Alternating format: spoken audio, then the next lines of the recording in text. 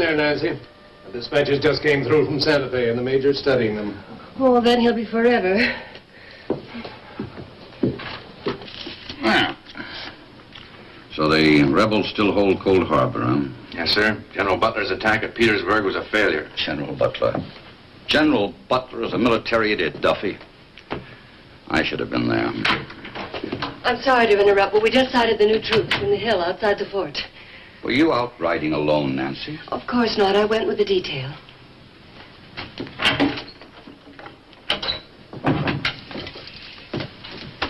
I have warned you repeatedly, Nancy, we're an Indian country. You have no business leaving the protection of the fort. That's not important now. The reinforcements are here. That means you can provide the civilians with an escort to Bent's fort, and I can leave for California. And that's very important to you, isn't it? It's the only home I have now. I'll be happier there with my parents. Come on, hurry up. Come on, you know.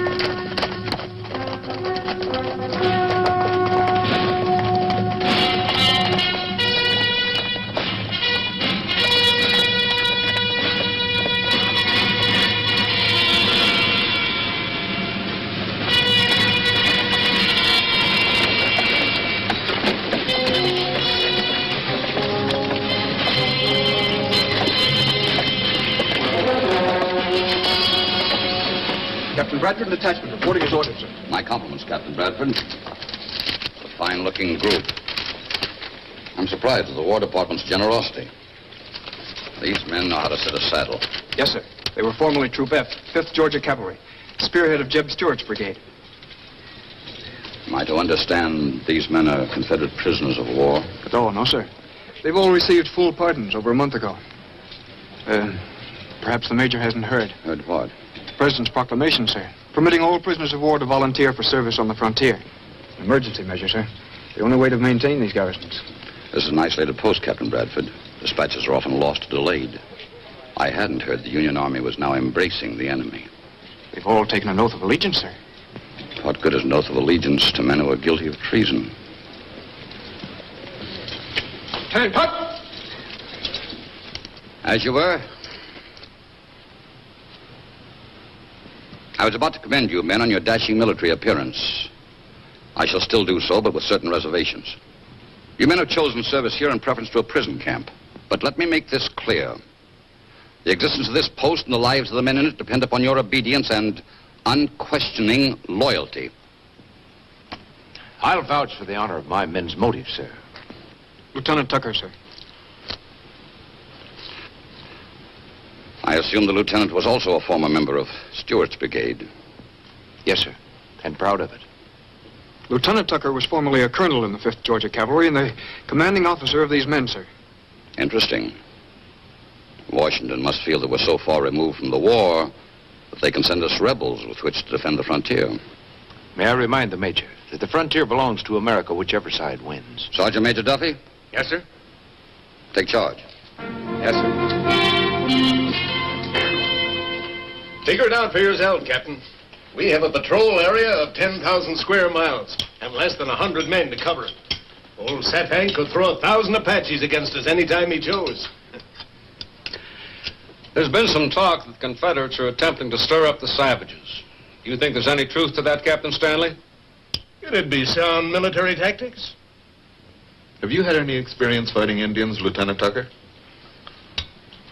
Well, no, Doctor. My pre-war duty was confined to Washington.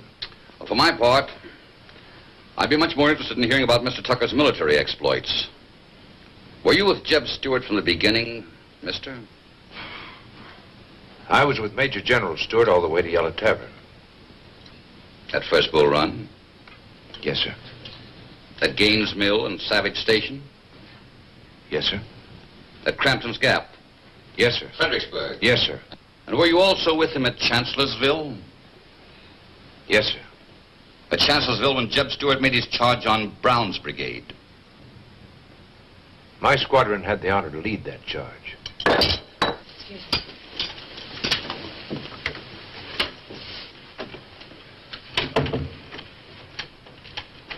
My son, Nancy's husband, was killed in that charge. I lost my brother at the Battle of First Manassas.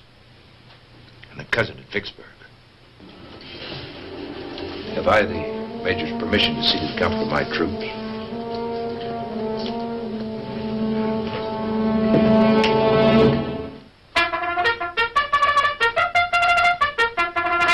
Captain Stanley, the telegraph wire is down somewhere between here and the hot springs.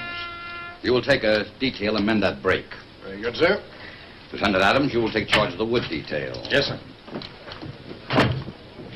Mr. Tucker, some civilian wagons will be leaving today. You'll provide an escort to the river crossing. From that point on, they'll be under escort from the west. Yes, sir. Now, here's a list of the civilians who will be leaving. Remember, if you run into Apaches, do everything you can to avoid a fight. Avoid a fight? That's right. Our orders from the War Department are explicit. We are to do nothing which might precipitate a full-scale Indian war. The nation, Mr. Tucker, cannot afford to have a second rebellion on its hands.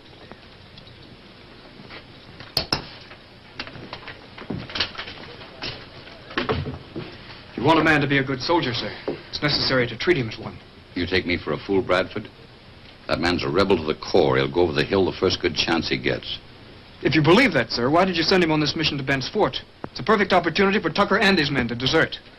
If I'm ever in a real pinch around here, Captain, I would want to know that all of the enemy was in front of me and not some of them in my ranks.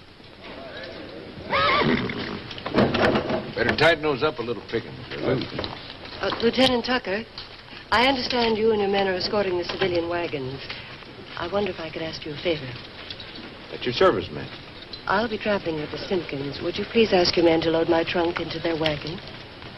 Your name's not on my list, Mrs. Keniston. It was, but it's been taken off. Well, that's impossible. You've made a mistake. No, ma'am. I don't understand. Will there be any danger? Shouldn't be. We're traveling with a full detachment, and I understand the Apaches don't go in for pitched battles. Then why was my name taken off the list? I can't answer that. But if I were you, I'd be suspicious of a father-in-law who so obviously believes in sati. Sati? It's an Indian word. Hindu, not Apache.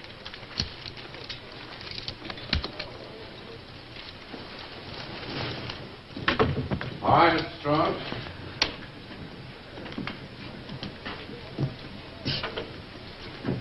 So you're getting us off your hands, Major. Your occupation is trading. Right you are, sir. As a matter of curiosity, what are you doing in New Mexico? There must be more bustling fields of commerce. Oh, just passing through, back and forth.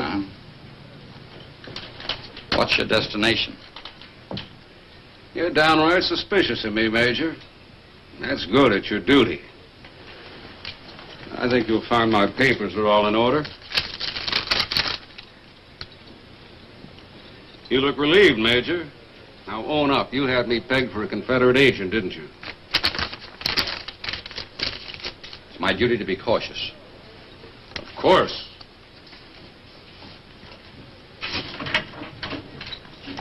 Good afternoon, Mrs. Keniston. I've been expecting you, my dear. Why did you take my name off that list? Really, Nancy, you mustn't be so upset. One would think you haven't been happy at Fort Thorne. You told me that I could leave on the first escorted wagon train. I took it for a promise. Well, I did promise, I suppose. But the risks are too great. Nancy, you're in a sense my ward, my responsibility. You're my dead son's wife. I owe it